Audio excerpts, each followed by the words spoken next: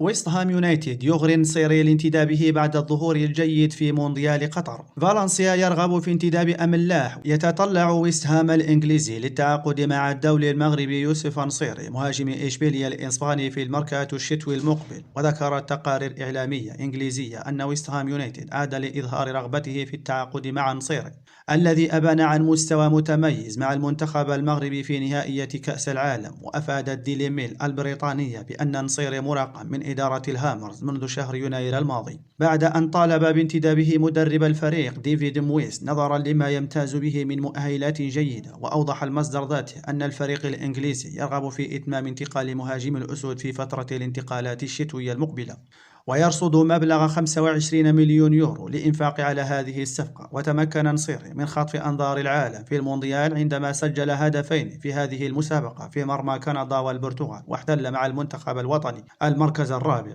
أبدى فريق فالنسيا الإسباني لكرة القدم رغبة قوية في انتداب الدولي المغربي سليم أملاح لاعب فريق ستاندارد ليوج البلجيكي والمنتخب الوطني. وأوضحت صحيفة لوسوار البلجيكية أن إدارة منفتحة على بيع اللاعب المغربي خلال مرحلة الانتقالات الشتوية المقبلة خصوصا، وأن أملاح سيصبح لاعبا حرا إن تم الاحتفاظ به ما بعد ميركاتو الشتاء. وشددت المصادر ذاتها على أن فالنسيا معجب بإمكانيات أملاح، مشير إلى أن اللاعب المغربي يمكن توظيفه في العديد من المراكز. وكان أملاح قد دخل في مشاكل مع إدارة الفريق البلجيكي بسبب مشاكل في تجديد العقد، حيث تطور الأمر ليصبح اللاعب المغربي لاعبا للفريق الرديف بسبب عدم رغبته في تمديد العقد رفقة الفريق البلجيكي. تجدر الإشارة إلى أن أملاح قدم مونديال جيدا رفقة المنتخب الوطني المغربي، شأنه وشأن باقي اللاعبين، حيث استطاع الأسود الوصول إلى المربع الذهبي.